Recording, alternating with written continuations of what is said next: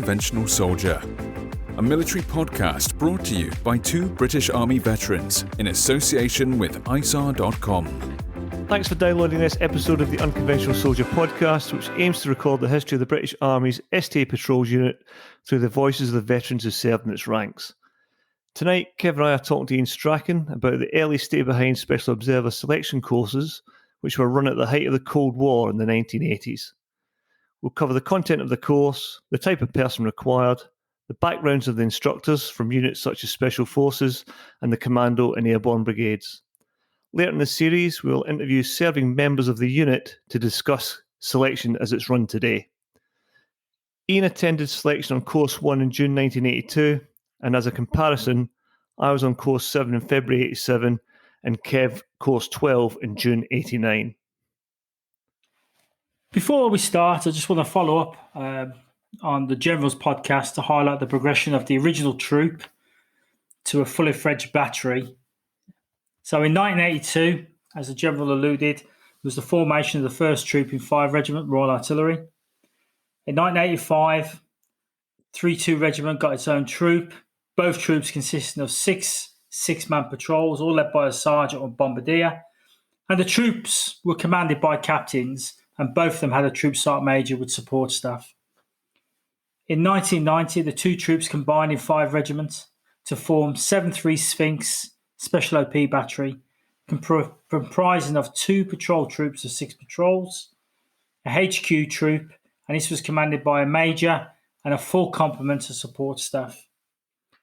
In 1992, the battery was then renamed 473 Sphinx Special OP Battery.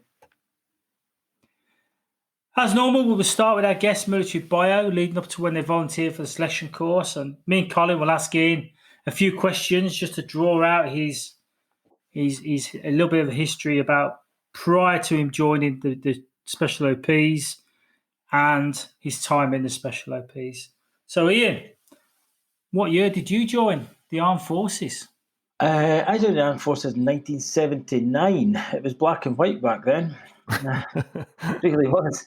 I'd left school. I wasn't exactly sure what I was going to do. There was a career in accountancy waiting for me if I fancied it, but I didn't fancy it. I played a lot of sport, and one long summer holiday, I just decided, I'm off to join the army. And down the office, signed up, and was away within a month. I'd never really considered it. Hadn't been something my family did. My father had 2 perforated eardrums. He couldn't join the army. So there was no history of it.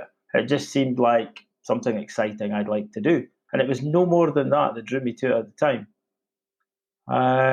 Never looked back, really. So what made you join the artillery? Well, when I went down to the recruiting office, I did all sorts of things. And one of the questions they asked was, do I play any sport? And yes, I play hockey, and I played representative hockey. And at that time, 5 Regiment R8 were a hockey regiment. Never mind what they did soldiering, they were a hockey regiment. So strings were pulled and things were said. And while I spent my time at Woolwich, I actually played for Woolwich when I was down there as well as a recruit, much to everybody else's disgust. As a recruit, I got a Wednesday afternoon off to go and play hockey with the officers. Nobody really liked that. Never really went for me, that one. And I think as a result of what was said at the recruiting office and what went on at Woolwich, 5 Regiment were like, we'll have him, thanks very much. And I was off to 5 Regiment Royal Artillery. Arrived there, bloody big guns, great huge tanks with big barrels. I'd never seen anything like it. Because I didn't have a military background, I expected something like a Park Howitzer or a 105 light gun, and arrived to these self-propelled monsters. I was like, oh my God. And that was where I got put for the beginning of my career as a gunner. So you straight onto the guns? Straight onto the guns. Dead exciting. Straight onto the guns. Massive, great guns. All sorts of challenges. But I don't know. Within a year, you're kind of like, well, what do we do when we're not in the field? We clean it again. We polish it again. And then when we are in the field, we fire a few rounds, then hang about for a long time. And I could tell straight away, this is not what I wanted to do. There were some interesting jobs up in the battery that I thought I could get into. One was the survey party. They had a Land Rover on their own. 3 of them just disappeared off and did things. I didn't know what they did, but they disappeared off and did things. And then when they arrived back at the gun position, they got their dinner on, they cooked up, and everybody else was basically doing the same thing. I thought, well, that looks good. Oh, there's a survey party off again. Where are they going? So I thought I could get into a bit of that. There's a wee Land Rover with 3 guys in it. That looks pretty good. They're a bit autonomous. And then obviously, as time went by, I discovered there was other things, such as your forward observers and stuff like that. And I got into that as well. And thought, this is much more like what I want to do. You went on to the OP parties then? No, I did, but only after we'd come back from Northern Ireland. So I'd done a bit on the survey party, I'd done a bit on the guns, and then 5 Regiment were signed up for heading off to Belfast on Up Banner. We, as P-Bat Red Dragon Troop, we ended up in the Ardoyne. We did a tour there. So it's the best part of 9-10 months by you complete training, go out to the forward party, and da-da-da. And it was only after I come back from there I started to get into the FO party. That's when I started that. We were only back a year and a bit, and I was summoned one day, Troop Sergeant Major, Battery Sergeant Major and Battery Commander, and we're all in the office. Would you like to come and have an interview with the BC? I was like, what's all this about? Somebody was sent over to the garages where we kept the guns, and you have to go back there, they want to see you. I was like, well, at first I was like, I have no idea what this is about, and then it was a bit like, what have I been caught doing? That's more like it. I thought, well, I don't really know. There's nothing sticks in my head, so I'll go there with a clean conscience and see what they have to say. Arrived in the office, and the 3 of them sat there, and there's a lovely, exciting opportunity. There's a new thing being formed. And they spoke for about 15, 20 minutes on what a good opportunity this was, how exciting it was going to be, how different it was going to be. But they never really told me anything. Mainly because I don't think they knew anything. This new unit was being formed, and it's going to be a wonderful opportunity for guys like yourself. I think they'd figured out by that time that battery life wasn't for me. Was this in 1982 or was it late 81? I couldn't really tell you. I couldn't tell you the start date of training or whatever, but I think it was literally within 6 weeks of beginning the course. Gotcha. So I was in the BC's office. They all spoke to me. Of course, I said, yeah, that sounds great. I'll do that, because I did not want to be stuck in that gun shed 6 days a week or whatever we were doing. So I said, yeah, I'll do that. That sounds brilliant. Was marched out. Off I went. This sounds like fun. A few days later, my Troop Sergeant Major, who was a great guy called, well, I'll not even tell you his name, called me in, and he gave me the lowdown as he thought it was going to be. He says, it's going to be absolutely run into the ground. You better be the fittest you've ever been. I was already running around the camp at nights with a pack on my back just to make sure I was as fit as I could be, dreaming about what I was going to do next. So this opportunity fell just at the right time. 4:30 came, everybody came out the gun sheds. I had to go and put a pair of lightweight trousers and a waterproof on my Bergen on my back, and off I'd go running. There were 2 or 3 guys in the regiment. That's the kind of guys we were, We're going to do something else. We don't know what it is, but we're going to do something else. So you knew nothing about the Special OP or the course as it was? And I also think the BC and the BSM didn't know at that point either. I think they had a very, very vague, we're looking for people who are prepared to work with a minimum amount of orders, but actually get on and do more than is required. And I think, I think that's all they knew. That's quite interesting, because it's been a common thread, sort of, even up to the selection courses Kev and I were on, sort of the mid to late 80s, that there's a lot of secrecy, which I think held the unit back quite a bit by not getting enough volunteers through. But I've got a copy of candidate join instructions that were given to me by a former troop member who attended course 4. God knows where he kept these. Must have been in a shoebox under his bed somewhere. But Kev and I would like to quote from the opening and closing paragraphs, as it gives a good insight into what is expected of a potential patrol soldier at the time. And this was course 4, so I presume this is probably about 1985, a good couple of years after you went on the first one, Iain. So the first paragraph states, the Special Observer is a man whose operational role is considerably different from that of more conventional OPs. He observes and reports on appropriate targets from behind enemy lines as they appear, with the following supporting units to be engaged by our depth fire resources. Such a task requires a man of proven technical ability and expertise. Further, He should be able to take the psychological strain of being overrun, working on the barest minimum contact with superiors, and the knowledge that once the range of his depth fire resources is no longer effective, he must exfiltrate to his own lines. The training for such a role must be exhaustive. It would be morally wrong to place a man in such a position without giving him the best chance of successfully rejoining his own lines. Secondly, there can be no in-role training. Thus, experience in his task can only be obtained by the observer from realistic scenario exercises, specialist courses, and a comprehensive training program lasting many months. Such training and high standards of motivation are considered necessary when the circumstances of work are examined. Each man, regardless of his responsibilities within his patrol, has to allow enemy forces to overrun his position, yet maintain his cool sufficiently so not to alarm others with whom he shares his hide, to be able to continue to perform his allocated tasks despite the stress and the pressures of being cut off. Indeed, the nature of this task demands that he be at the maximum efficiency when the pressures of the situation are likely to be at their strongest. To effect such work at such a time indicates a man of high caliber who has had a training program that has both fitted him for the task and given him the confidence and self-assurance to carry it out. So though the language is pretty much of its time, as you can see, and the roles also changed considerably, I'd probably imagine, Iain, that those attributes were what they're looking for from you on your original course, and I'd imagine those attributes are pretty much the same that they're looking for in soldiers on today's course in 2020. Yeah. Yeah, I don't think the attributes have changed at all. I think the language has changed in that the understanding of the role by the person that wrote that allowed that to be written in such that way, if you know what I mean. Yeah. At the time we did it, we weren't exactly sure where behind enemy lines we would be or how far we'd have to exfil, or even if we would have to exfil. And it was only as a result of continuing work over the years it was, yes, we're going to have to do this, then we're going to have to do that. And somebody's obviously put that to paper and said, yeah, this is what's required.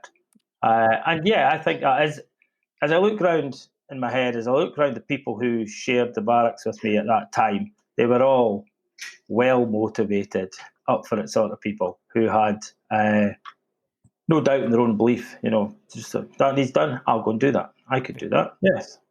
No, yeah, excellent. I think I'm going to move on to the course a little bit now, and I think as Colin says, I mean, Colin was on course 7, I was on course 12, but the courses, I think, from probably about course 3 onwards were very much the same.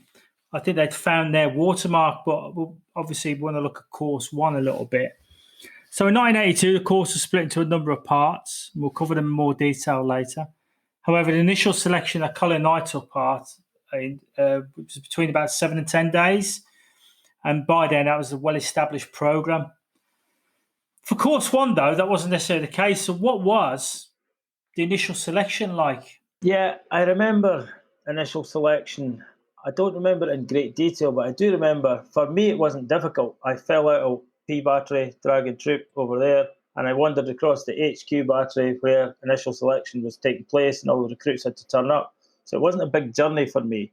And as the day continued, you could see all these Land Rovers pulling up, people wandering in, and I think there must have been 60 or 70 guys there, but it's very, very vague, if I'm honest. Yeah. People kept turning up. And then we were all formed up on a football field at Hill Design, right in the middle of the barracks. And the DS walked out front. And I remember thinking at the time, who are these guys? Because they were like nothing I'd ever seen. There was one in a para smock with his maroon beret on. There was another one with his SAS wings and his buff beret. And there was another one I wasn't quite sure of, but he also had SAS wings. And then there was a maniac at the front screaming at everybody, get over there, do this, do that. And we soon learned this was Rocket Air. And he was the public face of what we were doing. Yeah. When you got up in the morning, he was the first one to say, get out of your beds, we're going running. When you were about to do something, Rocky did all that. He was the interface between whoever was thinking and planning what we were going to do, and he transmitted that to us generally in his own inimitable way, which was great because it gave you something to focus on. You know, he's the man. If he speaks, we'll do what he says. And it's not like the others had badges and berets of different colour, and you knew he knew what he was talking about. It wasn't like, who's this idiot at the front shouting us? You knew he knew what he was talking about. Anything he said might have been conveyed in an unusual manner, but he knew exactly what he was doing. He was a very good guy. You'd only been in the army, 2 years at this point, Iain? Yeah, well, 2.5, 3 years, yeah. 2.5 years. So seeing these guys from all these sort of regiments, did that phase you, or did you just take that in your stride that this was what you expected and you're just going to go on with it? Initially, it was just the assortment of everything. It was a bit of a, ooh, this could be interesting. I wonder what's going on here. But in the back of my head was this is why I run about with that Bergen on my back around the camp every night, for something like this. I still didn't know what was coming, but I knew it was what I was wanting to come. I knew it was, this is what I want. This is exactly what I want. This bunch of guys are going to take me somewhere. Didn't know where, but they're going to take me somewhere. And then we formed up, and I believe now they do a basic fitness test or a CFT or something first, but we basically got straight on some 4-tonners, headed out into the wilderness, which I think was not too far away, 50, 60 k's, Hildesheim. And we lived rough, ate outside, and followed instructions for the next 6, 7, 8 days as best we could. I remember knowing we were going to do this. I've reflected a lot on how it went, and I remember it was an awful lot of map reading. There was an awful lot of get yourself from A to B and go now. There was no room for questioning it. Here's a grid reference. You are here. Get to this grid reference as quickly as you can. You won't be. I remember at the time, the first couple of grids, people would just boom, get there. And then you soon realised there'll be no time for eating when you get there. There'll be no time for a brew when you get there. Okay, slow down a bit, eat on the move. Otherwise, we're not going to get any food today. It was like a lesson in time management. You need to get where you need to be, but when you get there, you better be ready to do the next thing. So find your own time to eat or change your socks or whatever you need to do. Because when you meet the DS at checkpoint, you're not sitting here eating and you're not sitting here changing your socks. So, yeah. It's all about that self-reliance and self-maintenance and not having been told to look after your feet, not having to be told to do those things. But Kev mentioned it in the previous pods, though. For a lot of soldiers from Royal Artillery regiments, that was they were normally spoon-fed administration in the field. So a lot of guys fell by the wayside on my courses. Was that similar to what you experienced as well? Absolutely. Aside all the map reading, selection at that time was a process of, here are some very simple instructions. Candidate 1, for the want of a better number, is your best friend. Don't leave his side for the next 6 days. Your rifle is your other best friend. That never goes further away than 1 metre from you. And boys just fell by the wayside because they couldn't stay with their friend. Oh, I'm going to go across and bring me one as well. You're meant to come with me. No, just get me one, sort of thing. Oh, well, you two can go home. Where's your weapon? It's just over there, Colin. Yeah, well, you can go home. And they were just incapable of following simple instructions. And it sounds really simple, but it takes a certain type of person to ensure that all those simple instructions and all those boxes are ticked before you go on to do what's needed to be done next. Well, it's maintaining that standard throughout, of keeping to the set of basic rules, maintain it throughout. When you're tired, when you don't want to get up because your mate wants to go over there and all the rest of it, it's maintain that low level standard, because to watch that, then you think, well, actually, that's a person I can train now. And he will take it on board and he'll keep following those rules or the guidelines as much as possible, rather than when he's tired, when he's hungry, he'll take shortcuts. And that's what gets other people killed. Yeah, I mean, it's about trainability. Looking around that group and saying, these are good guys, and I could work with them. It's not quite an army phrase, I could work with them, but that's what it is. We could work with them and make them into what we require. It's interesting that on the course Kev and I did, so basically very similar to yours, you went out in the field, you're given an oppo, a mate that you couldn't leave this by the side of, same with the weapon. Did loads of tasks, and it must be the same for everybody, because I remember very little about that initial selection. I do remember you had to do milling, which for people who are not familiar with that phrase is toe-to-toe boxing. And that was cruelly done with a guy who'd spent 6 or 7 days not far from his side. Did you do that as well, Iain? Was that? We did milling, yes. It's just they had a very interesting little place where they had a small mound. It could only be a metre and a half high, and we didn't have to fight our oppo. So basically, we just peeled round this mound, sit down there, numbered 1 to whatever, other side numbered 1 to whatever, and they would just shout 10, and you stood up and thought, I've got lucky, or I've got unlucky. As the giant walked over the mound, you're like, oh, great. But you knew what was required. They wanted to see somebody who wasn't scared and could show aggression, and you just had to get on with it. If you're really unlucky, you're like me. For listeners who don't know, I'm 6'2" and 92 kilograms, and I was by far the biggest in my selection, and I never got enough challenge from my peers, so I ended up going toe to toe with one of the DS who was even bigger than me. So you could get even more unlucky. Someone who was on course 2, who then went on to be part of the DS. Let's say his name's Pete. He was an ABA boxer. I know Pete well. Yeah, come over the hill, Pete standing there. Oh, that must have been a great day. Yes. So, and the other thing that Kevin and I did in ours was you had no idea what you're doing, but they basically said to us, go in that bush over there, you and your oppo, lie there for 24 hours, take a note of everything, just watch that crossroads. Did you do something similar to that as well? We didn't do that. I don't believe we did that on initial selection, but we did that further down the line. And there was a member of the DS, Tom, I'll call him Tom just now, who had a very long background on recce's and observations, and he was right into all that, drawing of a bridge and how many pillars held it up, and he took some great lessons, if you like, to us on what was expected of us, and then we'd go out and we observed all sorts of things and recce'd all sorts of things, but that's the next phase of selection, I guess, and then obviously that's filtered down to a basic version in initial selection after a while. Yeah, I think they did initial selection because we had to do things like abseiling at night time. We also did a claustrophobic test as well. So they started bringing in other tests as well for claustrophobia, because obviously by then the Mexi roll was well and truly in. They did the height. They did all that, a little bit of psychological, just to make sure that the people that they were getting, there's no point having someone, really, really good at everything, put them in the Mexi and they just can't stay in. Absolutely no point at all. Or an OP. But you don't know until you put them in it. So I think the initial selection, we all did a bush hide, a very, very poor type. And then we went off and then did abseil at night time. So you had the night piece with scared of heights and all that sort of stuff. And then we also did a claustrophobic moment as well, just to see, because you can't do all that, you weren't suitable. So the selection matured a little bit as it went along. So you said, Iain, on that initial selection, 60 to 70 turned up. How many got taken on to the next phase from that 60 or 70?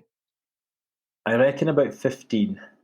Maybe one or two more, maybe one or two less. I thought about that long and hard. I was trying to name everybody. I think about 15 was all.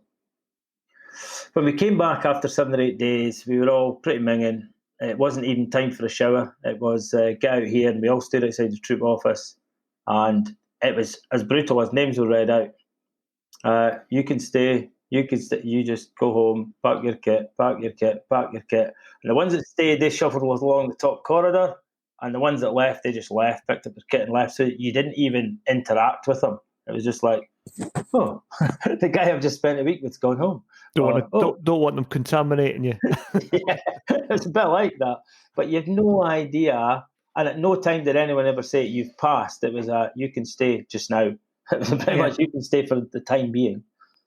Well, you were invited to phase 2, weren't you? Yeah, so phase 2. Well, I don't even think it was formal at that time for us. I can't remember. But we certainly moved on to another phase where I guess we're going to cover that shortly. Or I could carry on now if you... Well, I just want to wind back a little bit, Iain, about you've already covered sort of the backgrounds that some of the instructors were from Hereford, Parachute Regiment. I believe there's a couple from Royal Marines as well. But General Stone on his podcast, the last one, mentioned a about an instructor from Hereford who was quite famous in his time, and he was shot and wounded in a contact in Borneo, and told his patrol to bug out, and he stayed behind. And transpires after talking to you, that was the famous Geordie Lillico, who was an instructor on your course. So Yes. can you just tell us Old Geordie. what Geordie Lillico was like? He was a great guy. He didn't have a lot to say.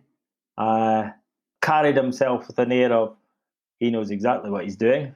And it was just a no-nonsense sort of guy. It was like, you get yourself to grid 1, 2, 3, 4, 5, 6, 7, 8. You meet a member of DS. And often you'd pull up to these things, and one or two of them, there'd be a Land Rover parked at the corner. And you wandered over, and you got your next grid reference, and off you trucked. Not Geordie Lillico. He put a hammock up inside the bush. And he probably had a brew and a wee cigarette going. And if you didn't find him, you didn't pass. And he didn't give you any, I'm over here, or a wee psst, psst.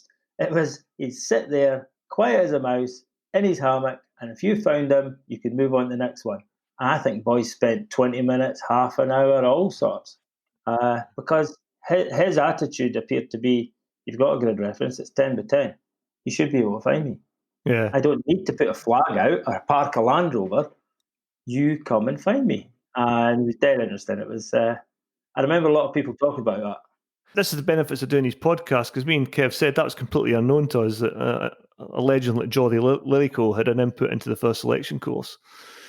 So I just want to mention as well, give a bit of recognition to, and we'll mention this guy's name as well, is Colour Sergeant Geordie Watson, who was Parachute Regiment.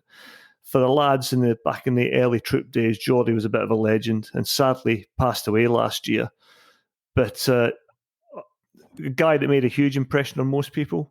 He got a BEM for his work, setting up the Special Observer course. And I just remember him as somebody being firm but fair. And by the time I turned up, he was on the long service list. So Geordie was well in his 40s. So I was 20 at the time. So it's like he was a bit of a father figure to most people, and full of good tips. Some of them you didn't really get at the time until a bit later on. But I remember doing a Navex one time, big, 45 kilograms or whatever in your back. And we're having a breakfast in a field kitchen before we went out. And he came along, he says to me, "Get those sausages in your pockets, son." And I was like, and he made me empty about 20 sausages from the breakfast into my smock pockets.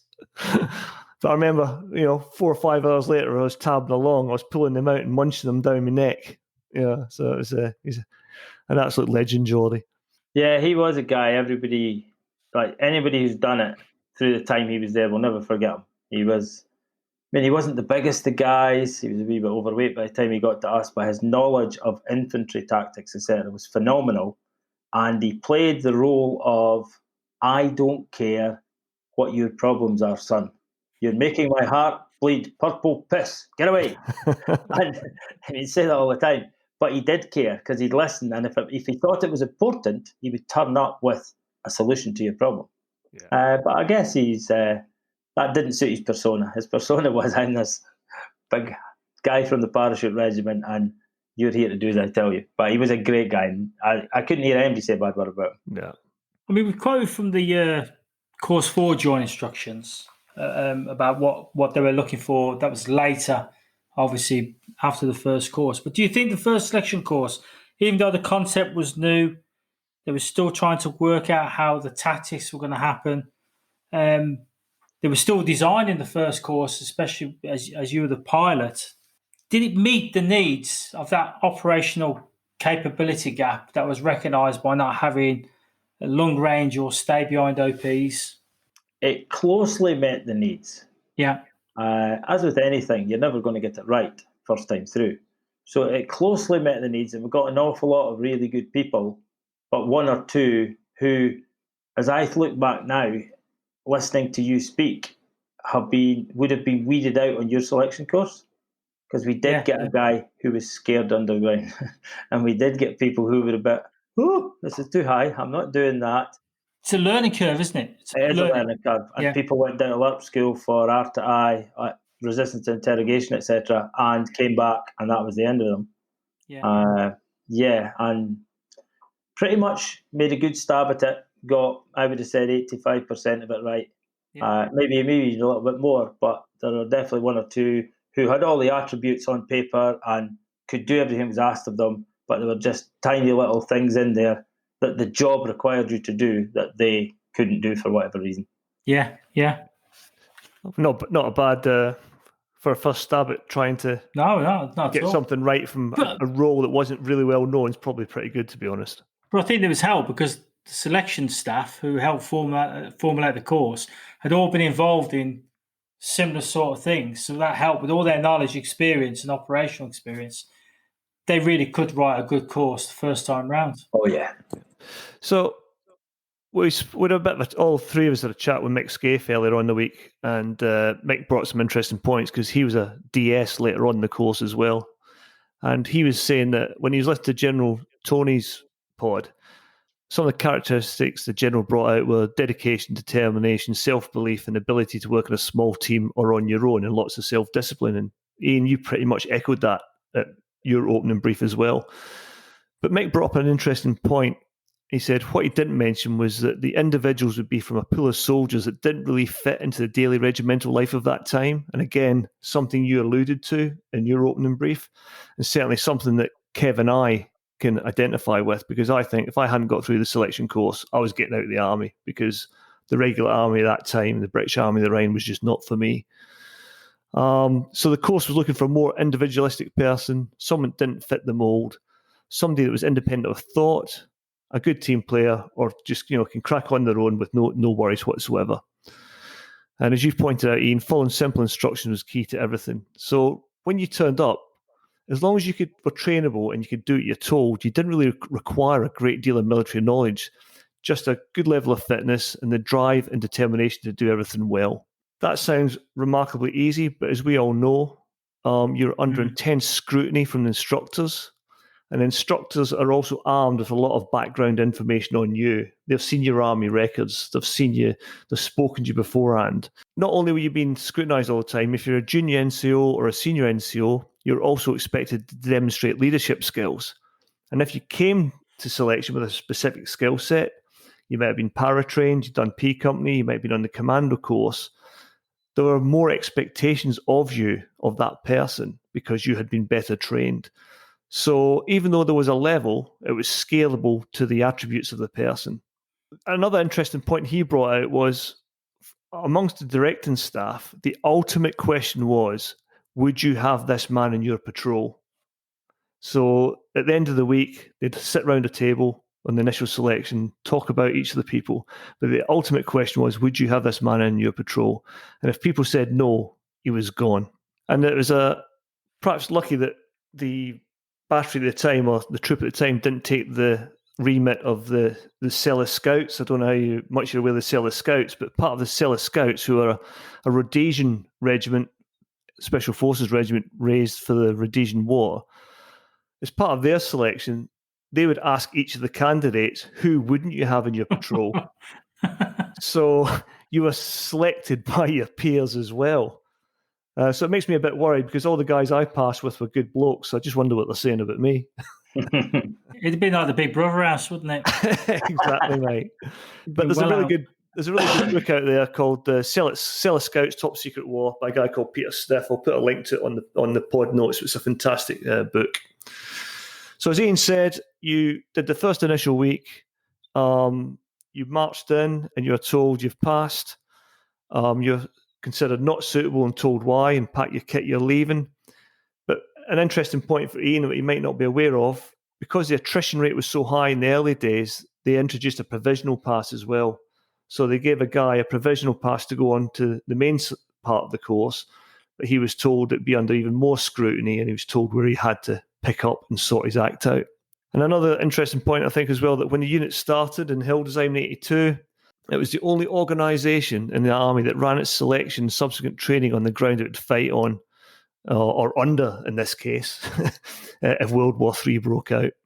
Yeah, that didn't quite hit home at the time. We didn't really even consider that. But as time went on and the role became more established, general deployment positions were talked about. And it was only at that point you thought, I've been over this bit of ground a million times. Yeah. I know this bit of ground like the back of my hand. What do we need? So yeah, it wasn't. Maybe it was really smart thinking at the top, but to Probably us, luck. well, to us on the ground, this was just an area we trained in. We drove out to this part, drove out to that part, did whatever.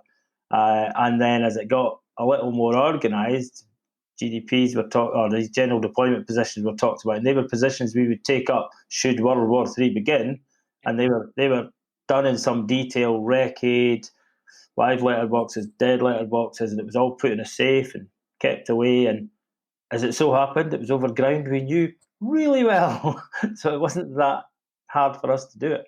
And I think there's something to be said for that, because the exfil would be a nightmare anyway, but going over ground you already sort of knew. I mean, it gives you an advantage. It's a bit like you're fighting as a local. You know the ground better than the opposition, so that gives you another piece of luck to get you back to friendly lines. I think it was some luck. Oh, you were going to need some. Oh, yeah, massive amount of luck. I mean, discussed this with the general.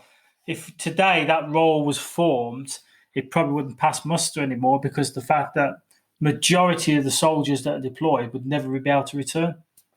No. Majority would be killed. And even in peacetime exercises. So we did a couple of multi-nation exercises. I can't even remember the names of them. But you could be deployed, either putting in a Mexi 2 weeks in advance or whatever. And there was all sorts of people driving Germans and all sorts asking what you were doing. And you're like, we're on the same side in this exercise. Yeah. You were never going to get away with that. If they caught you during the times of exercise, whether you were fighting the Russians or whatever, you weren't getting past them, because they had no respect for what you were doing. It was like, you're not one of mine, you must be one of them. That was always going to prove to be a sticking point. So following on the successful completion of the initial selection phase, candidates would return back, or they would start the next phase. For me and Colin, this lasted about 9 weeks. I'm not sure how long it lasted for you, Iain. And this covered mainly the basics of dismounted OPs, field firing, communication, advanced map reading. So the headings were basically signals, which is with HF radios, not with VHF, infantry skills and patrolling, map reading, tactics, small team tactics. A big one that we always forget about is MBC and first aid, because obviously, because of the threat of Warsaw faction using chemical warfare, and also the fact that NATO troops would also use tactical nuclear weapons in the area that potentially we were sitting in.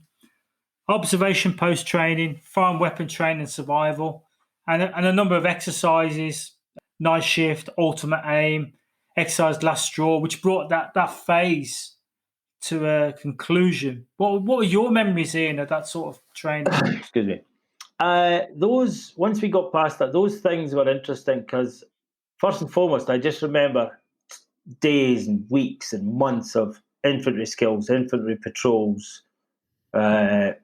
Geordie Watson led loads of it, absolutely loads of it, and we spent hours patrolling and hiding and coming out and attacking and ambushing, and just going through what obviously an infantry had gone through in their initial training. We spent months at it. I guess we had to get up to muster, because we'd all come from the Royal Artillery, and our infantry training to that point had been very limited. Map reading was always at the forefront, and then signals. I think we were VHF. I think we were VHF at first, 351s or whatever they were, and then the regiment didn't hold enough HF 320s, so we couldn't get them. So then we had to all start. I think the regiment probably put in the right position, got more 320 or these HF radios, and we started with them, and it just grew. Then there was your old 1x pad, and then there was somebody came along, Steve Thomas or somebody came along, and we started learning Morse code, because if the HF radio didn't work, what were we going to do? So, I mean, it just kept evolving and evolving and evolving, and different types of antenna came along, and we trialled them. And signals, I would go as far as to say signals was never really sorted in the 3 or 4 years from selection to when I gave up. That's an interesting point, because Continually evolving. on our courses, signals is a be all and end all, because there was no point in you being there if you couldn't communicate. Antenna theory, if you had a guy who's a natural signaller in your team on selection, you were laughing. Yes. I mean, there was such a guy in Course 1 who lives up in the Shetlands now. Yeah, we all know him. Yeah, made antennas out of barbed wire fences and such like. And that was a great thing, because nobody could communicate. And then suddenly they'd be through because he knew exactly what he was talking about. And I think for the first couple of years, it was just problem after problem after problem after problem. We're in, we've got a great hide. Oh, we're operating really well. Oh, we've seen something. Can't get through. And I guess communication has come a long way since then. I think so. I think on my course, obviously, comms play a larger part. Everything we did, every exercise we did, from infantry exercise, everything else, there was always a comms element to it. Yeah. Even if it was just carrying the radios, but there was always another comms element to it. And we still used one-time pad at that time. Yeah. We also used the DIMAID burst transmission kit as well. We trialled the birthday stuff. Do you want to just cover for listeners what one-time pad is? One-time pad was something that was used during the Second World War. It was SOE used it, and other units like that. And basically, it's a code book. You only use the code once. You code it up. You message into the pad. You then, in the old days, you'd have sent it by Morse. We were very fortunate. We had burst transmission, so we could type it into a device, and it would burst or squirt the message out to the command post. And you'd never use the same code twice. There was an in-book and an out-book to make it even more secure. There was only so many copies. There was only the copy with the patrol and a copy with the CP, so it couldn't be compromised. Or if yours was compromised, no one else's could be. And it was all Second World War ideas and equipment, but it really worked. And also, I think couldn't be defeated. I think we've all got memories of being in a German wood at 3 o'clock in the morning, lobbing an antenna up into the pine trees and putting up an antenna, and then sat under a lightproof poncho with your torch in your mouth with a pencil, trying to decipher all these numbers. Well, I remember, if you remember as well, with one-time pad, it was basically subtraction, but in reverse as well, which was totally against what you normally did. So you took it away in the opposite way. So you had to re-educate yourself. And when you were tired and you made a mistake and you'd send a message and somebody would send a message back saying, recode, send again. And you're thinking, I've just spent 20 minutes with this. That's when you could hear sobbing coming out from a lightproof poncho. So, it was never going to be the answer, was it? No. But it was, well, what it did provide when it did work was 100% secure comms, because it was coded and it was burst. And burst data was great. I remember when that came, because at that point we were spending 2 hours a day doing Morse code.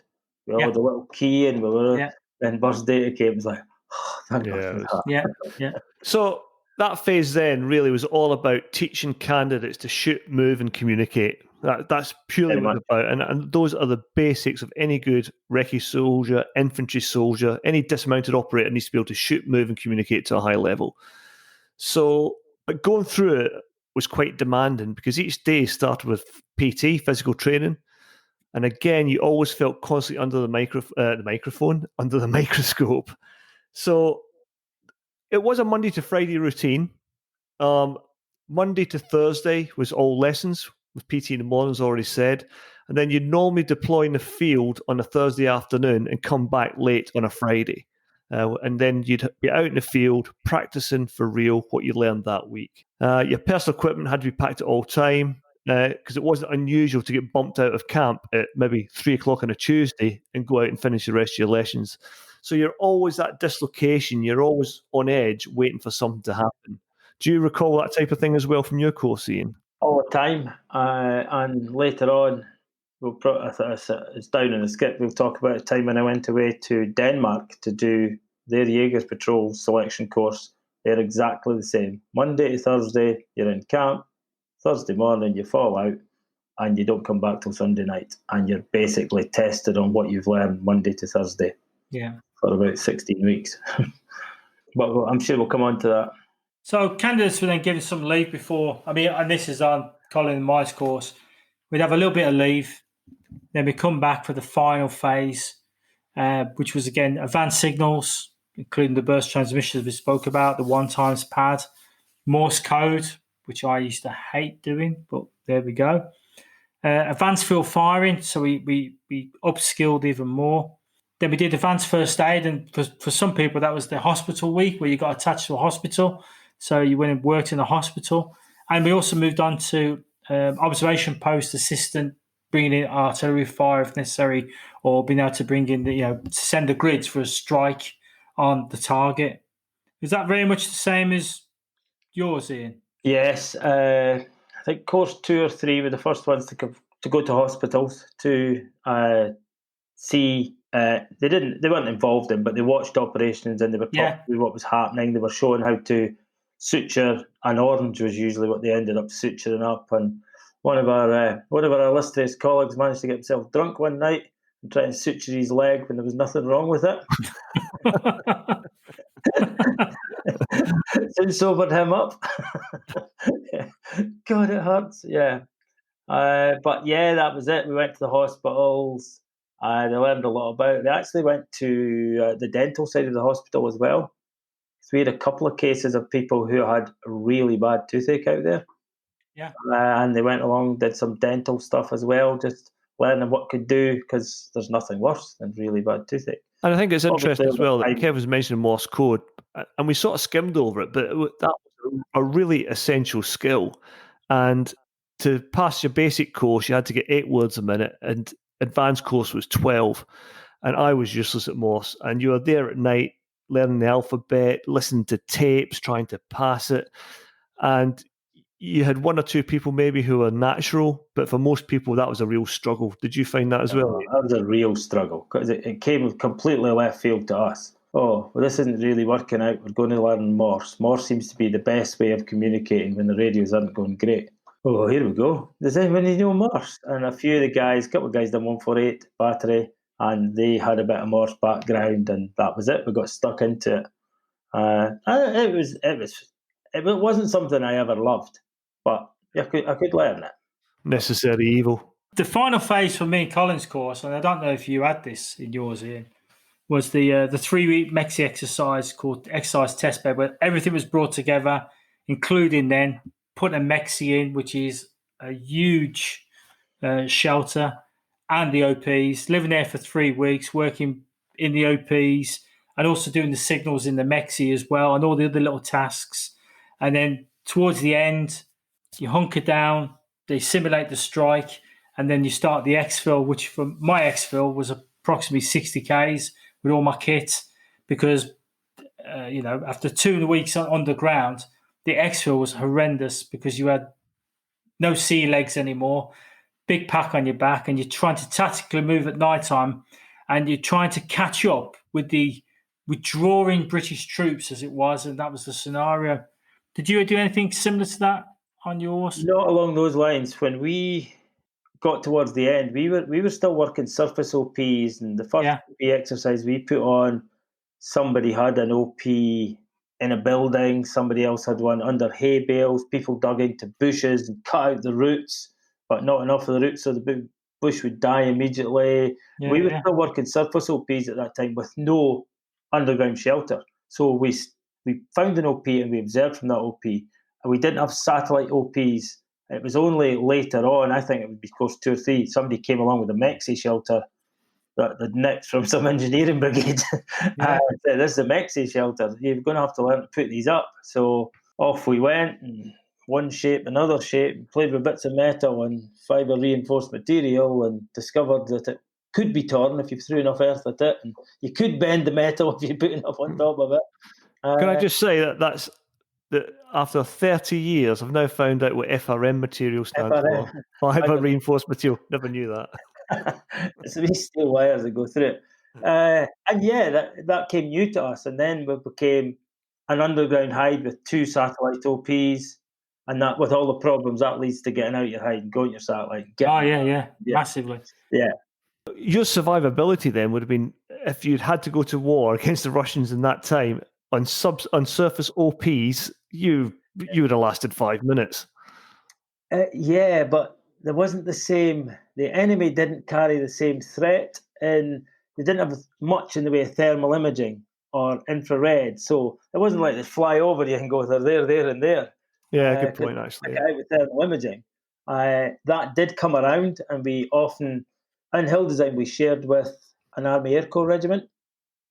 They were at the top end of the hill design barracks, and it was when they started to get that sort of stuff, we'd dig in and they'd fly over and see if they could find us. And it was, I think that was probably one of the catalysts that said, we can't do this, because when this becomes common technology, you're never going to be hidden. Yeah. And then it became an underground shelter with satellite OPs. I think as well, the shelter come along because some of the risk was not necessarily from Warsaw Pack driving over, because if you sight it well, they're not going to drive over you, they'll to the side. But if you bring a strike in onto a target near your OP, you have very little protection from the stuff they're going to fire at you. Because regardless of what we think, 6 blokes spotting a really juicy target is a good payoff to destroy that second echelon. Oh, yeah. And I think it was about survivability, and the Mexi did give us a little bit more survivability from our own forces. Yes.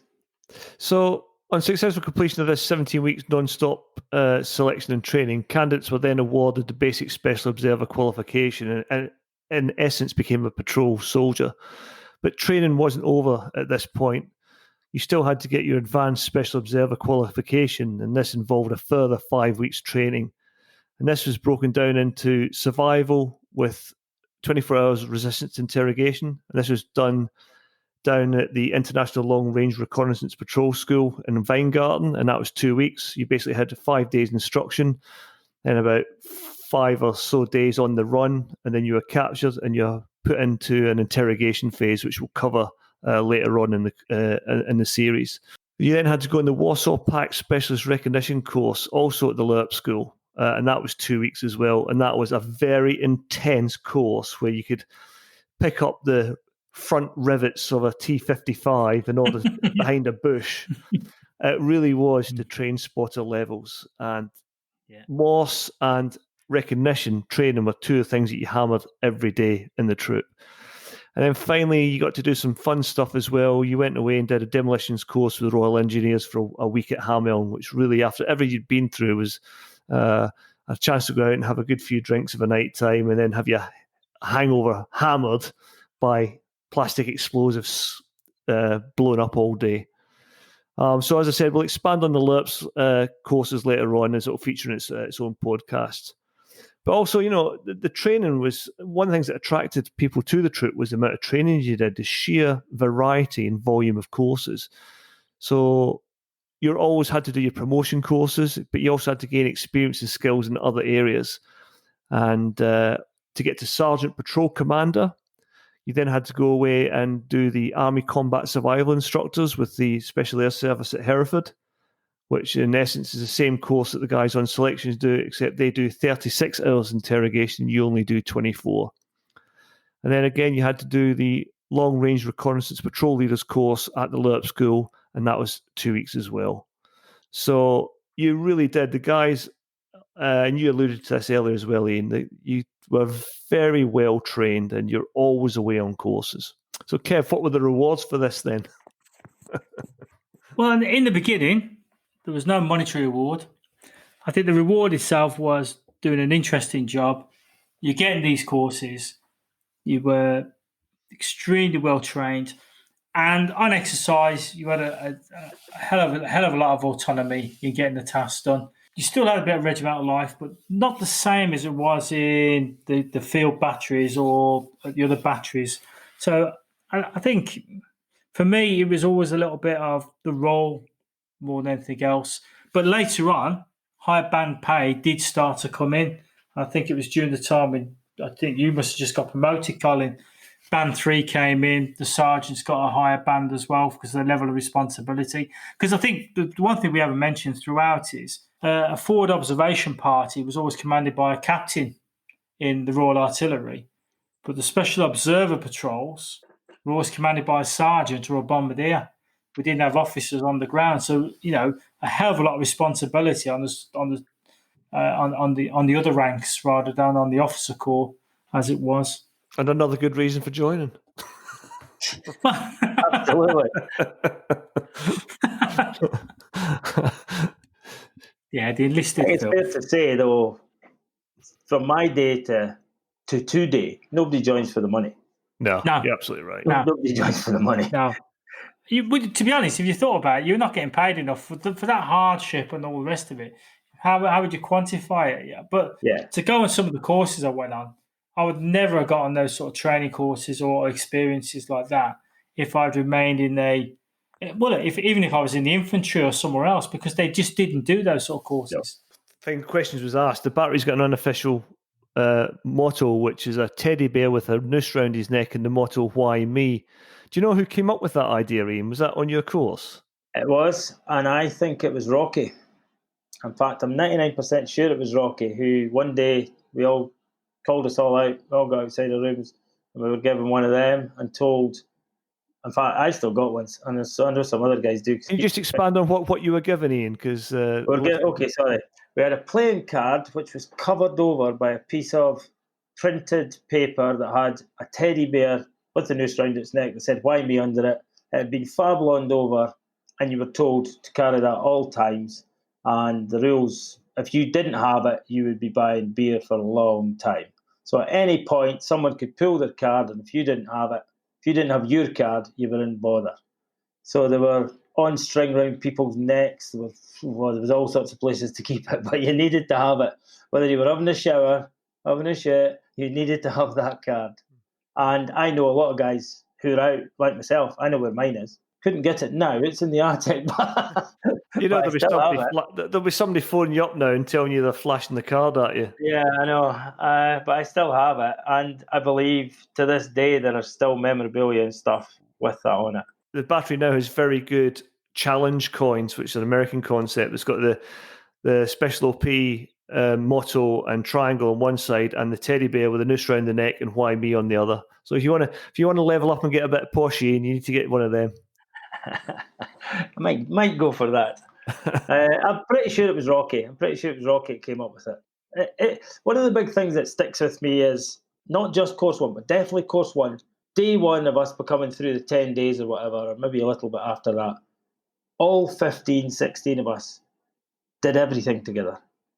Yeah. We're going to do this, we're going to do that, we're going out, we're not going out, we're doing that. It was the closest group of people I can ever recall. We were just, and as other courses filtered in, course 2, course 3, it just stayed that way. It's a really, really tight-knit bunch. But I have to say that was the same as Kev. You'd agree that when you were in and I were in, it was the exact same, wasn't it? Yeah. So you went through phase 1, Iain, phase 2. How many people finished the course then? Not really sure. I would say almost every one of those 15 finished the course. And when I say finished, the last thing I remember in finishing the course was we were called into the corridor. No, we were called into the troop office, all of us. Everybody get in there. Okay, everybody get in there. And Rocky, Geordie Watson put a crate of beer in the middle and said, "Congratulations, you've all passed." And that was months down the line. Congratulations, you've all passed. But we still lost people beyond that because the people who were incapable of living underground, the people who, this job's not for you. But they'd got that far because we weren't living underground at that time, or we'd not done certain things. Yeah. So I know that, if I'm honest, it wasn't that the job wasn't for you. If you lived underground and you were claustrophobic, you'd put your hand up the next day, "That's not for me." I think people left more for that reason than what. But we had people fail on the advanced phase, because on the advanced phase you got to pass R2I. We had people who couldn't pass R2I. Oh yeah. And then they were no longer allowed to be in the patrol. Some of them stayed in the battery support role, and some left. But I do remember, even when I was a DS and when I was down in London, still putting people through R2I, people failing, and then there was that prone to capture risk that you weren't going to carry. Yeah, and So, we did that to Ashford as well. yeah. We went Yeah. down to Ashford to do it. I think that was the second or third time we'd been through it. That's where the And- intelligence corps were based at the time, wasn't it? And, Yes, in Kent, yeah. Yeah. And the first time you do it, it's a bit of a novelty. It's a hard 24 hours, but it's a bit of a novelty. The second time you do it, you're out in your escape and evasion going, I know what's coming here. Yeah. This isn't going to be much fun. Yeah. And The then, second time's worse. absolutely. And then there were people who'd been through it who, when they got to it, I've done this before, I don't need to do this. I don't need to do this. And they just couldn't do it again. Yeah. And they left the course as well. And it is a fairly traumatic thing, but I was quite lucky because I went down to Ashford and did the conduct after capture and prisoner handling and tactical questioning course. So I managed to get my own back and a couple of people. I was in the opposite side of the interrogation room doing the interrogating. brilliant.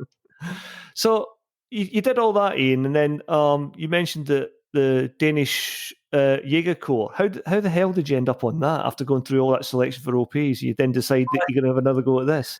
No, I think as part of, like, there was a captain or a major or somebody dotting about. I remember Don Grant, another name. I remember people going about, and I think they must have been going through, there must be a military book somewhere that says these courses are available to these sorts of people, because they kept finding things like, we didn't start going to LARP school straight away. Somebody found, well, we could get there. So we LARP school, and then somebody came across this, an opportunity for 4 British Special Forces trained troops to go across and do a swap. So the Danish Jaeger sent somebody to Hereford, and we went across from our place to do their selection.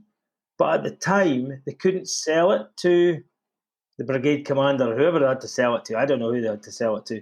So we had to take an infantryman with us in case our skills weren't good enough. So this poor guy, a Scotsman called, I will not tell you his name, was allocated to us as our infantry expert. Of course, their selection course was like our selection course. Get that pack on your back, walk for days, run a bit. He wasn't prepared for that. Was he armoured, was he? Was he from an armoured battalion? Yeah. So he The was furthest his pack got was Bergen got was out of a 4-3-2 and on to... or a 7 or something, yeah. So he was not up for it. But he was a good guy, and he got through the whole thing. But it didn't change. On a Monday, we were in the classroom. At night, we had lessons. On a Tuesday night, well, every morning of life, Monday to Thursday, you swam at 6:30 in a swimming pool with your boots and your uniform and your rifle all the time. If you didn't do that, you could go home. Every Tuesday and Thursday, you walked all night before you started your Friday survival exercise. So you just got checkpoint, go, and you were in pairs, go, go, go. Wherever you were at 6 in the morning, you got in the 4-ton and they took you straight to the swimming pool. 2 nights a week, you didn't sleep. Well, we learned how to sleep walking.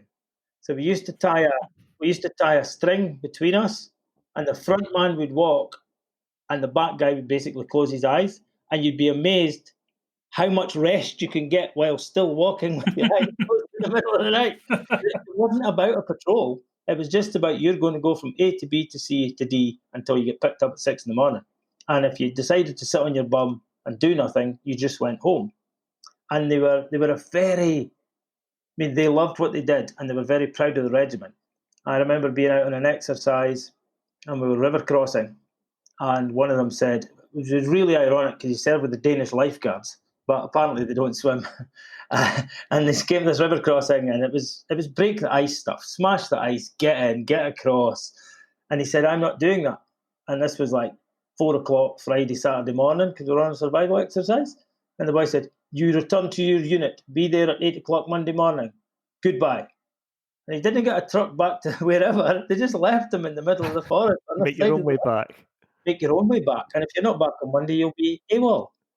So there were quite a bunch. The only downside to them was they were so excited about jumping out of helicopters and aircraft. You could be mid-lesson and an aircraft would turn up and they'd be like, oh, sorry, we must go. And they'd all get parachutes and run out and they want to jump. That's what they wanted to do. And that was up in Aalborg.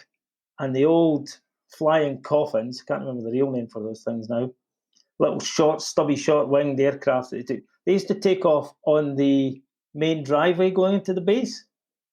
So they just get scrambled. They'd open the front gates, and these things and they take off on there. It was an amazing place to go. So how And long was that course? 16 weeks. And So did everybody from Special Peace pass it?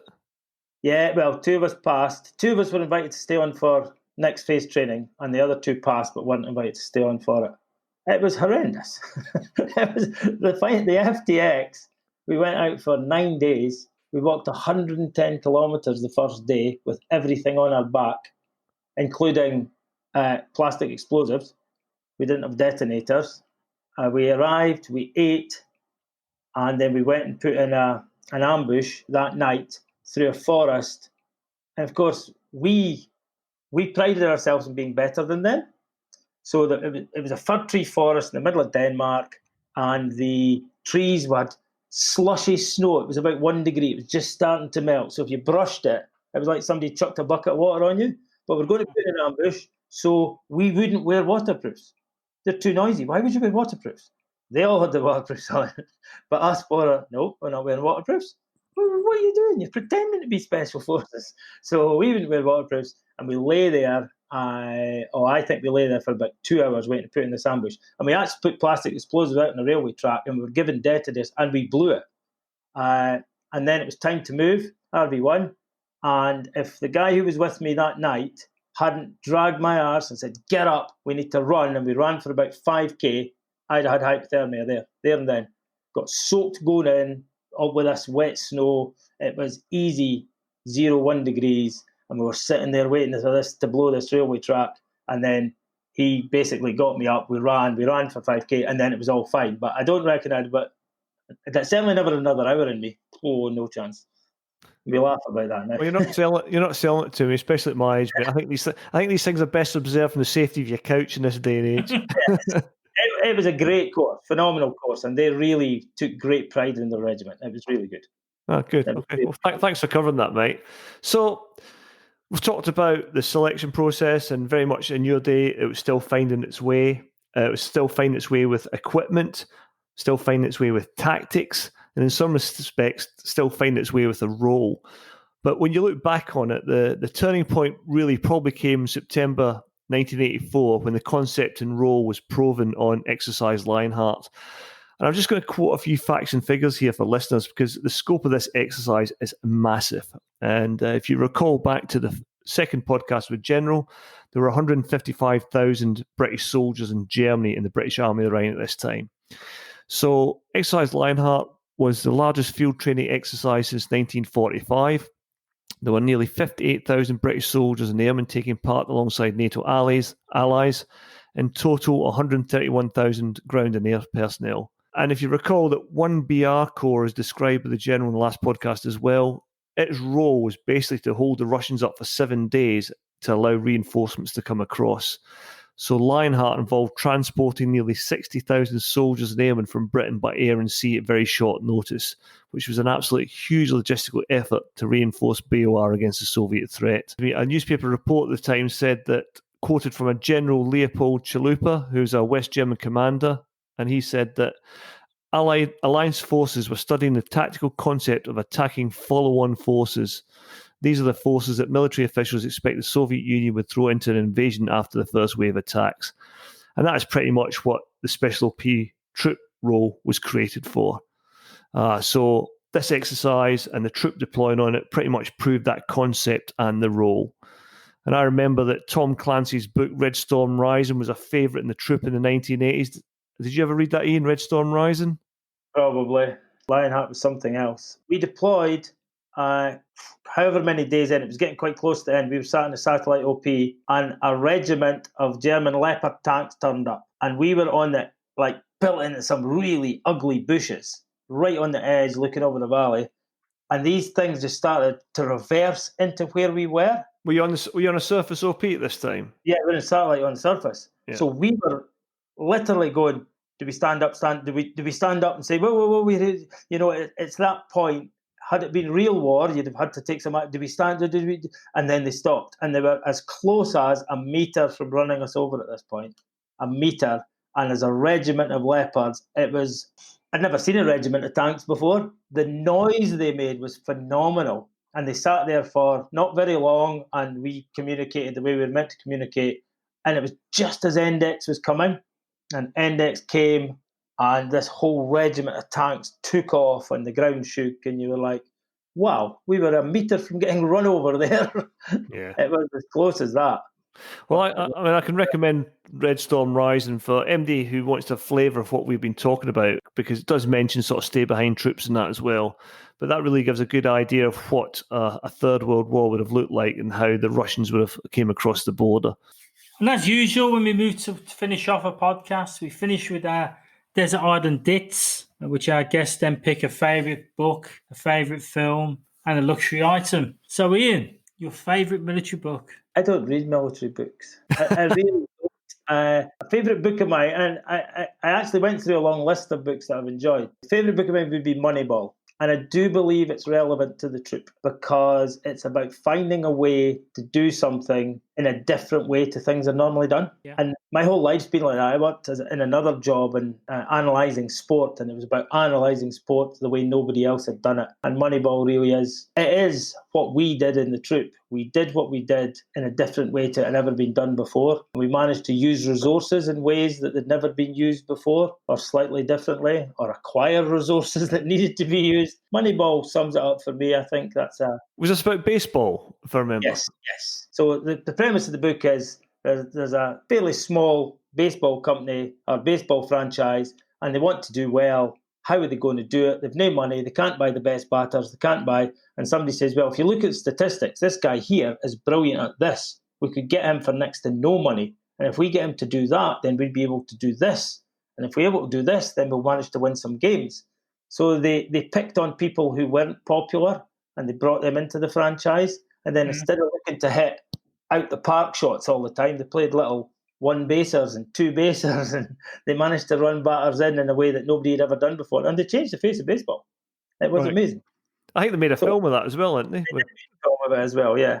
It's an interesting book. My fellow classic, Apocalypse Now. I'd never seen anything like it, and I still haven't, and I still watch it. It's just Journey Up the River and, Colonel Kurtz and all that. It's just a classic. It's just... I remember the first time I watched it, just looking at it going, what was all that about? Nobody knew. Nobody still does.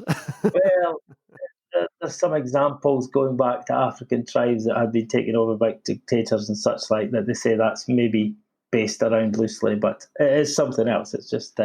Well, it's based on a short novel called Heart of Darkness by Joseph Conrad, and the character in it, I can't remember what his occupation is, but he's also called Kurt. He's the Marlon Brando. Coffee trader, got you. It's a really good, it's how he basically enslaved all the people to treat it like God to get the coffee, and it's a reflection of that. It's really good. Have you seen the documentary about it being made? No, mate. You need to look out that. That is absolutely amazing. About how that film was made. Just that the set got blown to pieces by a hurricane. Marlon Brando turned up and he's like 50 stone. That's why most of his scenes are shot in darkness. Martin Sheen, who plays Captain Willard, he had a heart attack on set. It was an absolute nightmare of a film to shoot. But if you get a chance to see the documentary, I can't remember the name of it, but it's a fantastic watch. I might give that a go. My luxury item isn't really a luxury item. It's more of an item. I would like either my jackknife or a sharp knife, because I sit out on the deck at the back sometimes, and I'm quite happy making little fire sticks and whittling away bits of wood, and I could kill endless hours doing that. Any particular knife? No, I still have the original army jackknife I was given when I joined the army, and I keep it sharp. It's not a particularly great knife, but it holds. Being a Scotsman, it was free. That's probably true. Yeah, just a sharp knife. I think there's a lot of value in a sharp knife. Absolutely, very good hours with a sharp knife. And every soldier has a knife in them, just like the Boy Scouts. So every soldier has a handful of knives. Yeah, they're the ones you worry about, Iain. So Kev and I always give a recommendation. So my recommendation this week is something I watched recently on BBC iPlayer. It's called Behind the Lines. It was shot in 1985, and it's about the Mountain Arctic Warfare Card of the Royal Marines. And the reason I pick it is when I sit and watching it, it just reminded me so much of what we did on selection.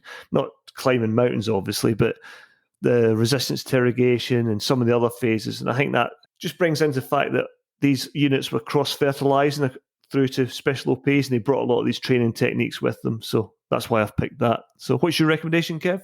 Yeah, again, on iPlayer, there's a documentary called Peter Taylor, My Journey Through the Troubles. He was a reporter in Northern Ireland in the 70s, the 80s, the 90s, met all the different actors from all the military to the terrorists, the paramilitaries, etc. And he gives many different viewpoints, and his story changes as the conflict carries on for the 38 years or 40 years. His view on things change as he matures, and he sees it changing as well.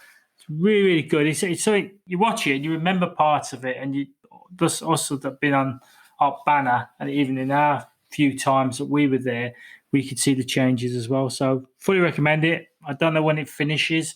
It's only on there for a couple of months. Okay, and just to finish off from me on this one, you'll see that we've always had an association with the parachute regiment throughout. We've had a number of instructors there, and we've got a parachute regiment former DS in a couple of episodes' time who's going to talk about the latest selection sort in the late 80s.